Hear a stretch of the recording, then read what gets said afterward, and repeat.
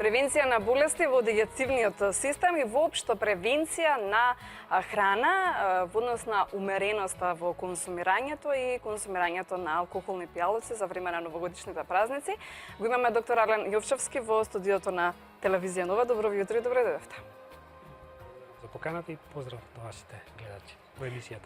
Да, како по правило, обично ако има болест некоја во дигестивниот систем, резултира се понатаму да оди низводно, што ќе рече. Што е она што ние за почеток би си помогнале сами на себе да имаме добар дигестивен систем? Добар дигестивен за да човек има добар дигестивен систем, потребно е да го користи правилно. Значи, умерена храна и здрава храна, нели, конзумирање, спортување, избегнување на лошите навики во смисла на пушење, алкохол. Тоа би било вака во глобала една, значи, околу дигестивниот, превентивните заболувања. А во однос на, сега во недела ни е нова година, така, 31 декември, веќе полека испраќаме 2017-та, како превенција за гледачите на Телевизија Нова. Вистинско време сме одбрале да ни бидете доктора гостин во утринската отворена програма на Телевизија Нова, за да им превенираме во однос на умереноста, ајде најпрво за храната, па понатаму и за алкохолните пијалаци. На што се треба да обрнат внимание? Конкретно, уште кога разговаравме за околу темата што би било, значи што е интересно за гледачите да видат во однос на престојните празници кои што се нова година и речиси цел месец, во кој што обилно се конзумира храна, алкохол, при тоа можност за настанок на проблеми и травматски промени во смисла на сообраќајни несреќи. Значи, моето размислување беше околу темата да разговараме повеќе околу болестите кои што може да се појават како последица на сите овие целова неконтролирано, значи, функционирање за време празниците. Дојдов до заклучок врз основа на искуство до сегашните пациенти околу нова година дека темата соодветно би било да разговараме околу воспаленијата на панкреас, значи панкреатити кои што се јавуваат како последица на сите овие претходно спомнати работи.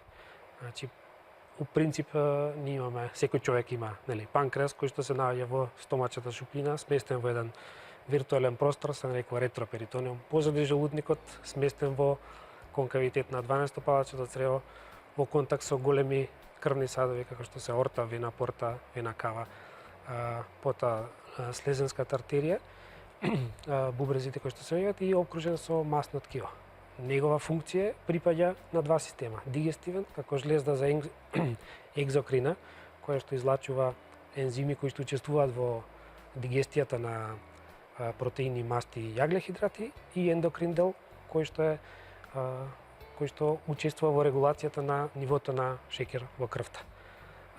Неговата функција се состои во тоа што однос на екзокриниот, конкретно за ова заболување ни е повеќе од интерес, дека овие ензими кои што се создаваат во клетките на панкреасот се излачуваат преку неговите изводни канали во интестиналниот, односно во цревниот тракт, се активираат со помош на во неактивна форма, се активираат со помош на други ензими од цревниот тракт и учествуваат, рековме, во дигестијата на сите овие хранливи материи кои што организмот е потребно да ги прими во некаква форма за да може да ги искористи понатаму.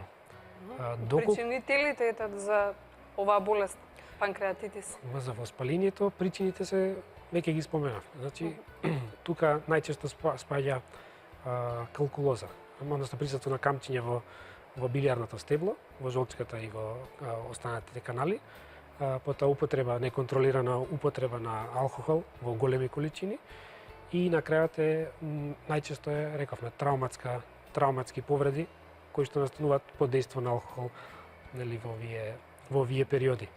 Има и повеќе други причини, меѓутоа овие ги наведувам затоа што се сепак актуелни за овој временски период. Билиарната калкулоза значи дека имаме присуство на ситни камчиња во жолчите пати, во самата жолчо кесе, кои што како резултат на внесување на висококалорична масна храна се предизвикува контракција на жолчото кесе и нивна мобилизација што може да предизвика воспаление на жолчо кесе и нивно влегување во дигестивните канали, каде што предизвикува најчесто обструкција, односно стоп во излачувањето на жолчка, а и бидејќи каналите, главните жолчни канали и панкреатичниот канал имаат најчесто заеднички излез, тоа предизвикува стоп и во празнењето на овие ензими кои што постојат и нивна засега непозната етиологија, активација во самото ткиво на панкреас. Втората причина е, рековме, алкохолот и третата е травматски повреди, каде што имаме директна повреда на самиот орган како последица на јака травма предизвикана со голема сила. Текот на болеста понатаму? Текот на болеста е непредвидлив. Значи, самиот панкреатит се дели на, да кажеме, во однос на својот време траење, на акутен, кој што се јавува изненадно, воспаление, предизвикано од сите овие промени, и хронична форма која што трае подолг временски период, може да рецидивира, значи има таков рецидивирачки карактер и доведува до трајно оштетување како на анатомија, така и на функција на самиот панкреас, ендокрина и екзокрина. Акутниот е кој што е овој актуелен, не рековме околу темата, може да биде, значи, со различен интензитет, значи почивајќи од блага форма која што се карактеризира со една болка во горниот дел на стомакот, потоа е нагони за гадење, повраќање, лесно покачена температура, промени во крвната слика, покачување на нивото на ензими од самиот панкреас во крвта и се карактеризира патохистолошки, условно речено, со појава на оток и на излив во околината на панкреасот. Тоа е форма која што условно речено, секогаш може да се контролира со медикаментозна терапија. Значи пациентот да биде примен во болница, да се даваат соодветни лекови, инфузии и да се престане со внесување на храна со цел да се целата таа ситуација смири.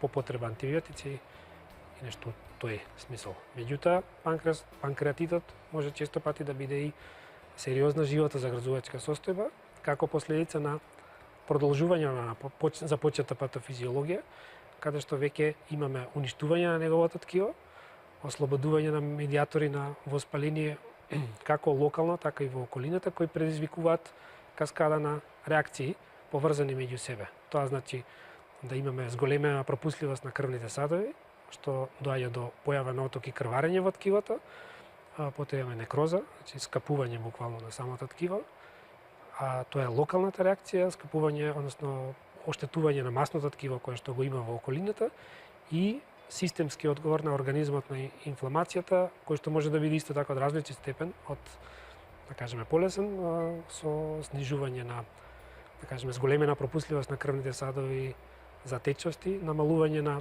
интраваскуларниот проток на крвта, со тоа забрзан пулс, падна тензија, оштетување на функциите на организмот, па се до сериозни оштетувања во смисла на акутен респираторен дистрес синдром, значи интраваскуларна коагулација, дисеминирана и на крајот смрт.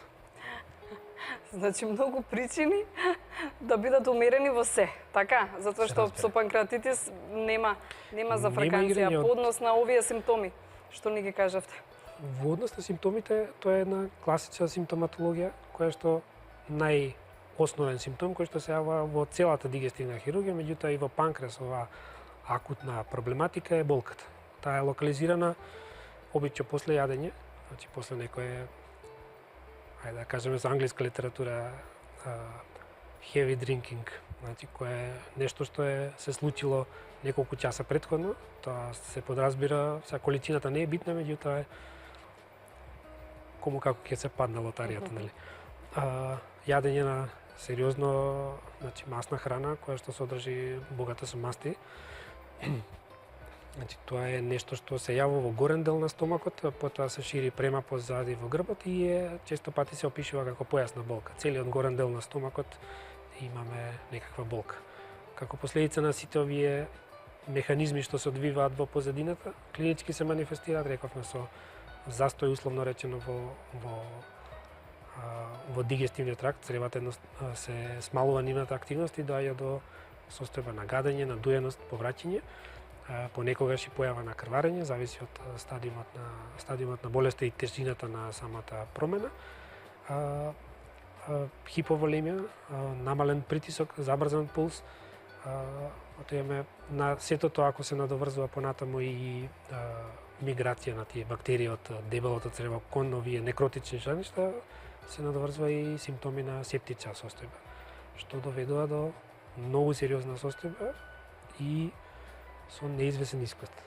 Да, ете кажавте локацијата каде е на панкреасот, анатомијата, функција на органот воопшто, симптомите кои се, лекување на болеста и исправување. Лекувањето на болеста е, рековме. А понатаму ќе кажеме и да превенираме конечно. Секој пациент кој ќе влезе во медицинска установа, потребно е ли пред се да биде клинички прегледан, при што заради сите овие симптоми не секогаш може да се сомнева дека се работи за заболување. Постојат и други заболувања кои што имаат слична симптоматологија, затоа се потребно да се направат иницијални прегледи. Доколку пациентот ги има симптомите, постои осетливост во горен дел на стомакот и лабораториските наоди укажуваат дека се работи за суспектно можно за панкреатит. Во тој случај златен стандард е правење на компјутерска томографија со цел да се види што се случува во стомакот.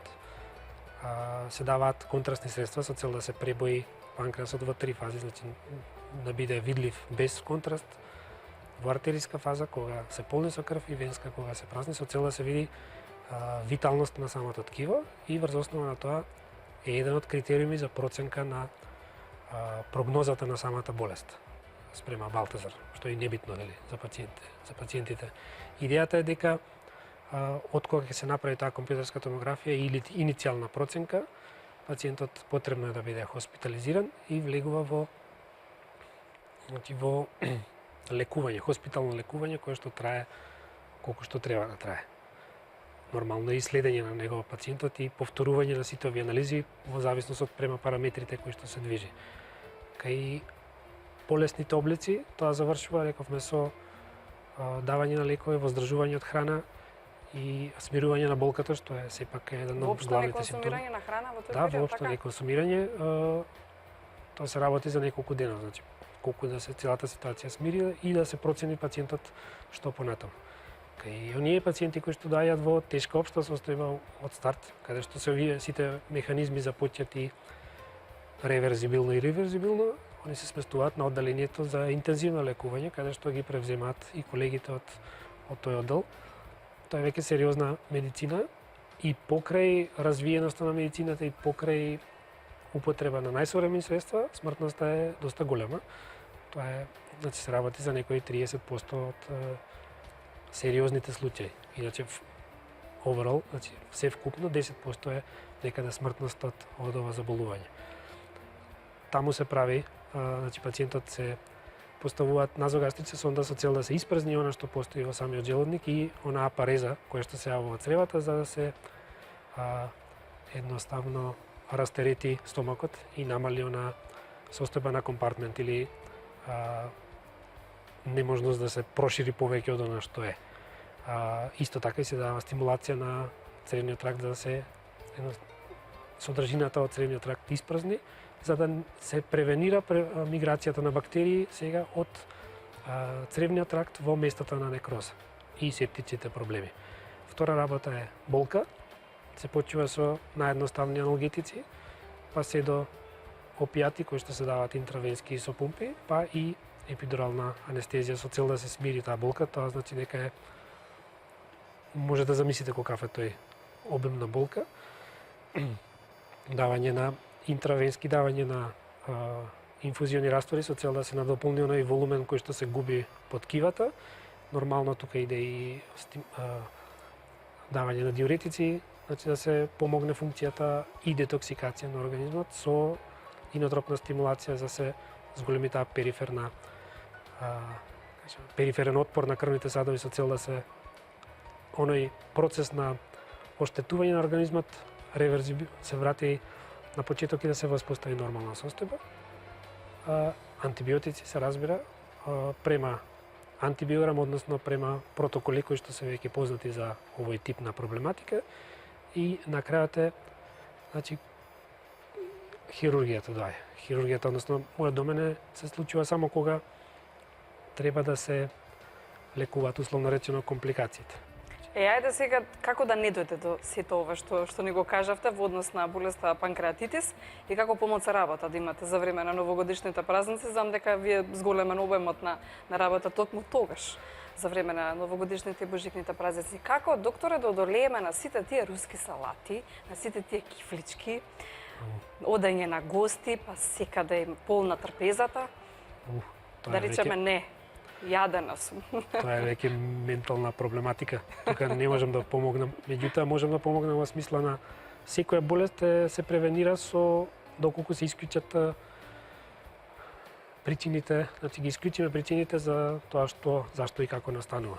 Рековме 3 најчесто причини, меѓу другото, а тоа се значи билиарна калкулоза, билиарни камења, тоа доколку постои кај пациентите, доколку постои релативно едноставно докажана калкулоза, присуство на камчиња во жолчното кесе со ултразвук, која што на секој систематски рецесив во секоја амбуланта се гледа.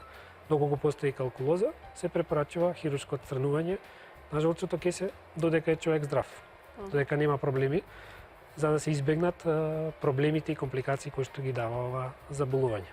Релативно едноставна метода, еднодневна хирургија, лапароскопска, каде што не може се применува и класичната хирургија, тоа се поредка, меѓутоа се применува. Доколку постои ова калкулоза, условно речено, во жолците патишта, во жолците патишта во тој случај се применува, имаме сепак интернистички агресивни методи, РЦП, сека ендоскопска ретроградна холангиопанкреатографија, со цел да се извадат овие камења под краткотрајна анестезија од билиарните патишта и повторно вадење на жолчното кесе со цел да се отстрани главната причина за сите овие наредни проблеми. Умереноста во храната и во алкохолот нема да дојде до панкреатитис? Не би требало. Се намали можноста. Алкохолот е, значи, хроничниот панкреатит е нешто што е карактеристично за луѓе кои што по некакви параметри се сметаат дека се во групата на алкохоличари. Значи, над литар алкохол дневно, секој ден. Литар? Литар. Има и такви. Меѓутоа, тоа е за хроничен панкреатит, тоа е за луѓе кои што, рековме, долготрајно конзумираат оваа проблематика ја читаат. Идејата е за ексцесот на не се вели не да се престане комплетно или не, да нема ексцеси во смисла на голема количина на алкохол која што се зема неконтролирано без храна, односно во вториот дел е храна која што е превише масна да се конзумира во големи количини. Значи, пристапот треба да биде почесто помалку. Повеќе кратно внесување на храна која што е, ајде да кажеме, релативно здрава, односно нездрава во празниците, да биде почесто по помала количина. Умереност. По помала количина. Да. И една чаша вино доволно е? И две. И две, може? Да. Добро, ама за нова година тоа се. Да, се разбира. Не во работни денови. Не, се разбира. Да. Во однос на зголеменоста, веројатно имате повеќе пациенти, повеќе работа за време на новогодишните празници? Има, зголемено е и пациенти кои што кажам дека освен што знаат да ги поминат и празниците, знаат и да дочекат и границите да ги поминат? Не, да дочекат не само овие празници, него и наредните да ги дочекат. Значи, во болница? Во болница, да. Лекувањето доколку се работи за комплицирано, условно речено, кој што се захтева да имаме можда некогаш и повеќе кратни оперативни зафати, тогаш може да остане и подолго време со сериозни оштетувања на организам и можно за некаков инвалидитет понатаму. Значи, одредени состојби, кога ќе се јави тој панкреатит, една од неговите компликации, многобројни компликации, почивајќи од локални па се до системски, е дека имаме формирање на псевдоциста. Тоа е класична една шуплина исполнета со распадни материи, ограничена со гранулацијно ткиво, која што може спонтано да исчезне, меѓутоа често пати се изискува да после извесен временски период, значи неколку месеци да се направи, да се она издренира хируршки и е тоа сепак оперативен зафат. Да не збориме дека имаме тромбоза на крвни садови кои што доведуваат до афункција, односно оштетување на функција убрзи црн дроб, значи белодробни оштетувања со појава на ателектази, со појава на изливи во околината. Сериозно заболување. ајде да го опишеме попластично, опишано во литературата како внатрешна опекотина. Може да разберете, тоа е нешто што панкреасот во суштина е одличен слуга, меѓутоа многу лош господар. Кога ќе ги земе, вие узди во своји раце, не сум сигурен дека може човек да се контролира, да контролира толку Ајде лесно. куцо само, доктора, да ни кажете во однос на храната, не во однос само на новогодишните празници, како во добра организација и функција да ни биле дигестивниот систем. На што треба повеќе да обрнуваме внимание за добро да се Во чувствува? принцип не треба да не се јаде, нели, пред се. Треба човек да јаде Да се пред јаде. се. Да се избегава нешто што е поврзано со нејадење или не знам од која причина, затоа што Или гладување, прегладување? гладување не сум сигурен дека е тоа. Да треба да гладуваме не би имале дигестивен тракт уопште. Потребно е да човек единствен начин извор на внесување на материи кои што се потребни за изградба на нашиот организам пред се, затоа што треба да одржаваме тоа таа мускулатура, масно ткиво и значи уопште функциите на сите можни органи е потребно да има нутритивни, значи нутритивен влез, протеини, јаглехидрати. Нивниот однос треба секогаш да биде во принцип да биде урамнотежен, што не комплетно да биде само протеини или само јаглехидрати или постојат и такви варијации, меѓутоа сметам мое мислење дека човек треба да биде едноставно внес рамномерен внес правилно. Втора работа е внесување покрај исхраната потребна е активност. Значи се она што ќе го внесеме во организмот се вградува и троши преку секојдневни активности. Тоа значи секојдневно спортување, 1 час не е ништо посебно, нема да изгубиме ништо повеќе, само прошетка е сосема доволна. Активности поголеми уште подобра колку што може. Околу алкохолот е тоа е нешто што е дел од традиција од кујна, значи како наша, така и медитеранска, така и светска кујна, така да тука умереност, ништо повеќе. Во се умереност. Да. И за крај, затоа што денеска ни беше поштар на гости, се подсетивме на оние поубави некогашни времиња, кога испраќавме и добивавме новогодишни честитки, но својрачно напишани. Се уште имате прилика да пишувате новогодишни честитки? Затоа што се договоривме сите тука во телевизија Нова да напишеме оваа година и да испратиме некому новогодишна честитка. Ќе ни се приклучите во оваа акција? Се разбира, да. Од кога не сте напишале новогодишна честитка? Се сеќавате? Со употребава на компјутери и праќање, Да. пошта разноразна, електронска пошта веќе мислам дека и може дека забравиме да пишуваме коначе. Мислам онака баш красно писано, али во секој случај ќе се потрудам да напишам бар неколку, сигурно. Да. Приклучените се и вие во оваа наша новогодишна акција, ете со пишување на својрачни новогодишни честитки, па изредувајте некои од вашите блиски. Ви благодарам за советите и за превенцијата во однос на храната и алкохолот за новогодишните празници. Значи, од доктор Ален Јовчевски кажува дека во се треба да бидеме умерени. Така, ви благодарам за вашето гостување. Да.